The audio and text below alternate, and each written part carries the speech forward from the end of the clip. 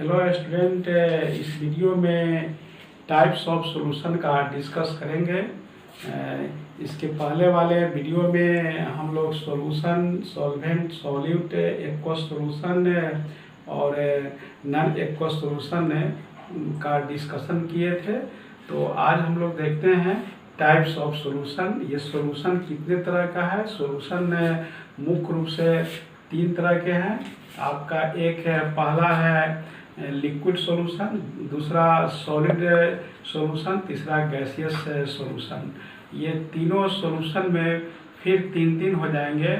ये liquid solid, liquid liquid liquid gas. फिर solid solution में तीन हो जाएंगे, solid solid, solid liquid, solid gas. फिर गैसियस सॉल्यूशन में भी तीन है, गैस सॉलिड, गैस लिक्विड और गैस गैस। तो हम लोग इसको इस तरह से समझेंगे। ये पहले इसको कुछ कॉलम्स, मतलब ये चार कॉलम्स बनाएंगे। पहले कॉलम में टाइप्स ऑफ सॉल्यूशन, दूसरे में सॉल्वेंट, तीसरे में सॉल्यूट और चौथे में हम इसके एग्जाम्पल को लिखेंगे। ये पहले कॉलम में नंबर 1 में लिक्विड सॉल्यूशन है। लिक्विड सॉल्यूशन के फिर तीन टाइप्स हो गए, liquid solid, liquid liquid, liquid gas. तो liquid solid, liquid solid solution कहने का मतलब कि वैसा लिक्विड सॉल्यूशन जिसमें सॉल्वेंट लिक्विड हो और सॉल्यूट सॉल्यूट सॉलिड हो। मतलब सॉल्वेंट जो है द्रव अवस्था में हो और ये सॉल्यूट जो है ठोस अवस्था में हो। इसका एग्जाम्पल हो जाएगा solution of water and glucose.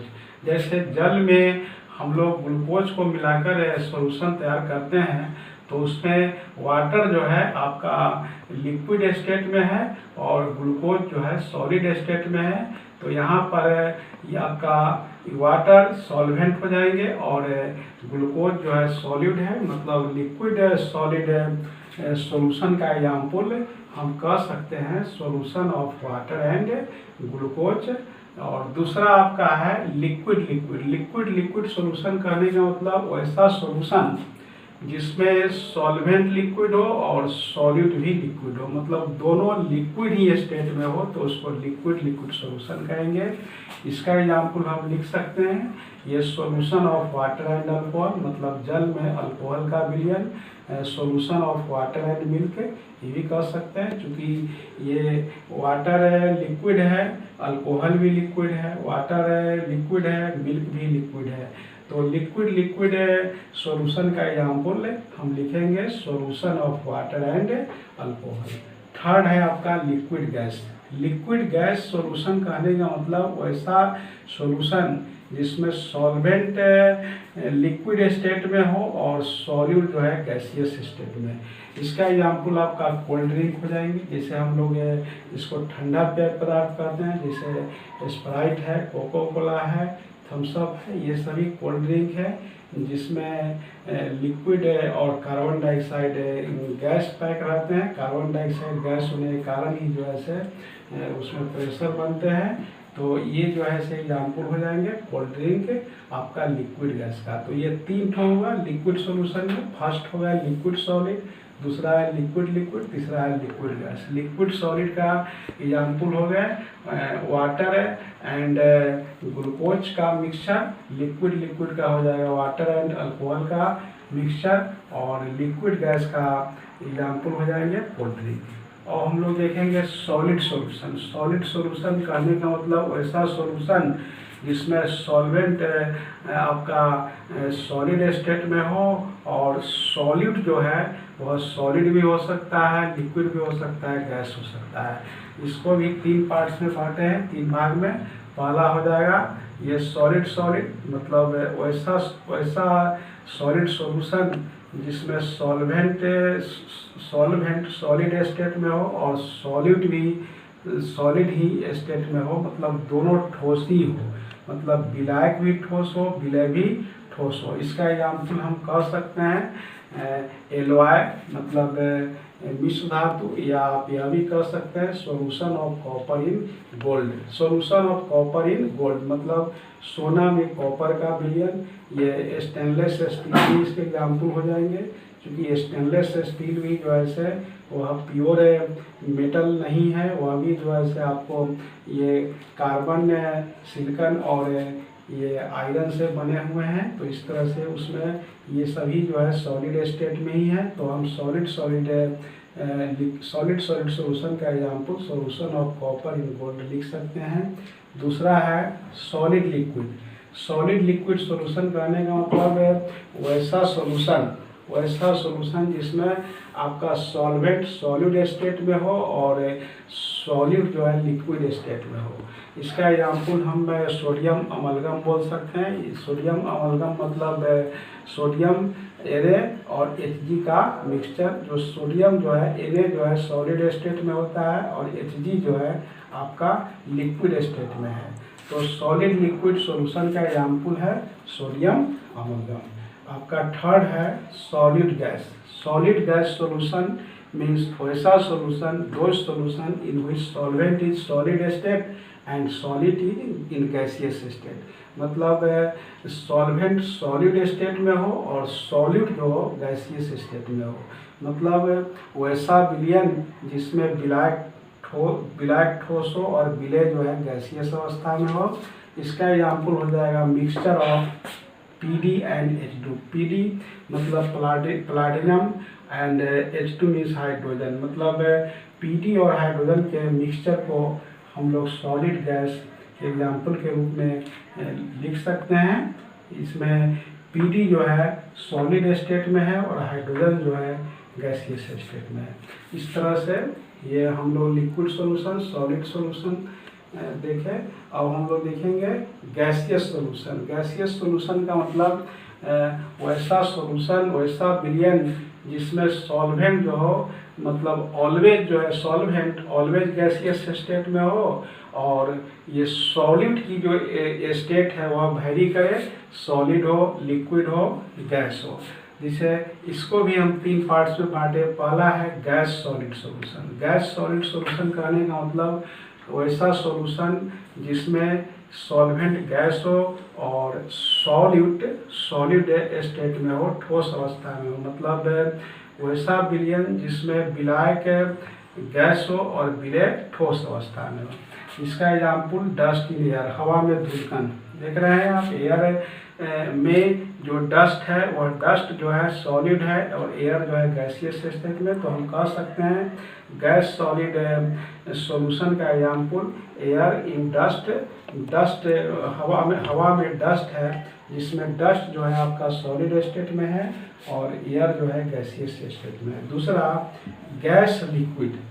Gas liquid solution का मीनिंग ये है कि वैसा सॉल्यूशन जिसमें सॉल्वेंट गैसियस स्टेट में हो और सॉलिड जो है लिक्विड स्टेट में हो।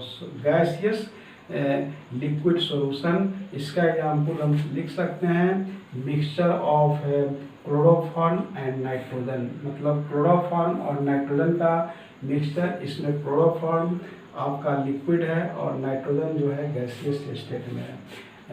आप यह भी कह सकते हैं मॉइस्चर जो हवा में नमी है, ये भी आपका गैस लिक्विड सॉल्यूशन का एग्जाम्पल होगा। और ये थर्ड है गैस। मतलब वैसा सॉल्यूशन जिसमें solvent and solid both are in gaseous state.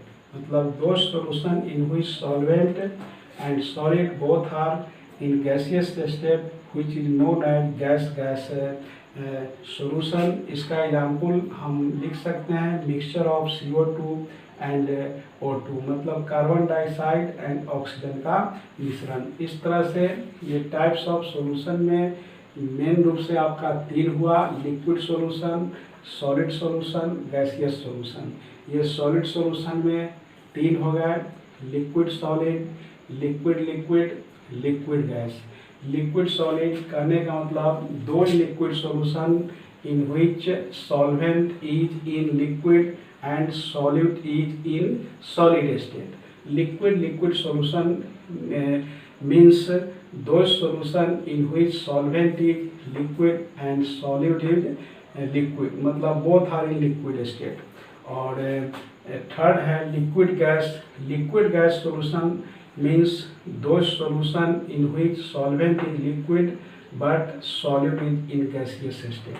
इसी तरह से आपका सॉलिड सॉल्यूशन में भी तीन है, solid solid, solid liquid, solid gas. Solid solid means those solution in which solvent and solid both are in solid state। और दूसरा है solid liquid solution. Solid liquid solution, solid liquid solution means those solution in which solvent is solid state and solute is in liquid state। Third है आपका solid gas।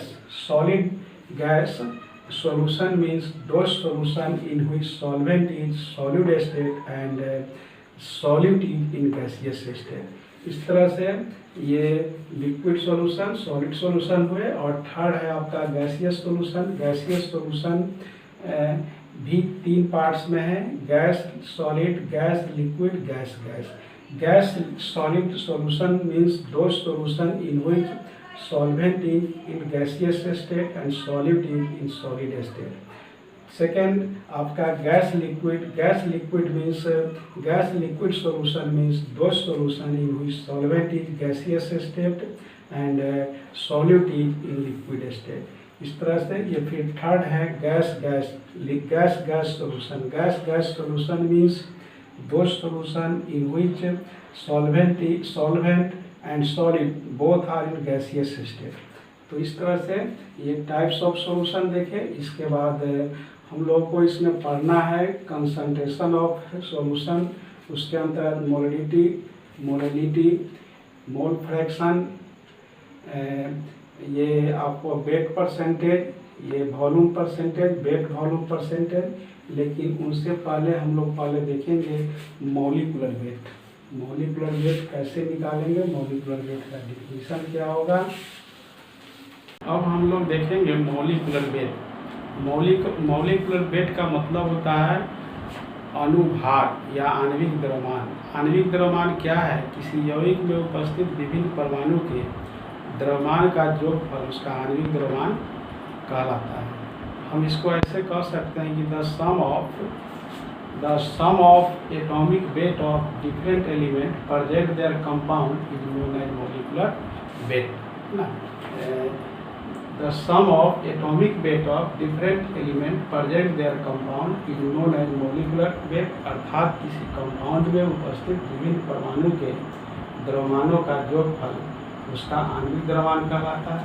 जैसे एक ये आपका example है कार्बन डाइऑक्साइड, जिसका मॉलिक्यूलर फॉर्मूला होता है CO2, जिसमें दो तरह के एलिमेंट है, कार्बन और ऑक्सीजन। इसमें कार्बन की संख्या 1 है, ऑक्सीजन की संख्या 2 है। इसमें कार्बन के वेट को और ऑक्सीजन के वेट को हम लोग जोड़ देंगे, जो वेट आएगा मतलब भार प्राप्त होगा, उसी को हम लोग मॉलिक्यूलर वेट के नाम से जानते हैं।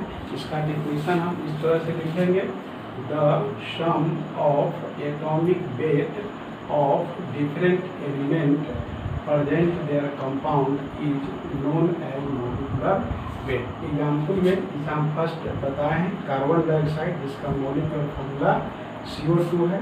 कार्बन का वेट 12 होता है, 12 लिखेंगे तो उसका साइन देंगे।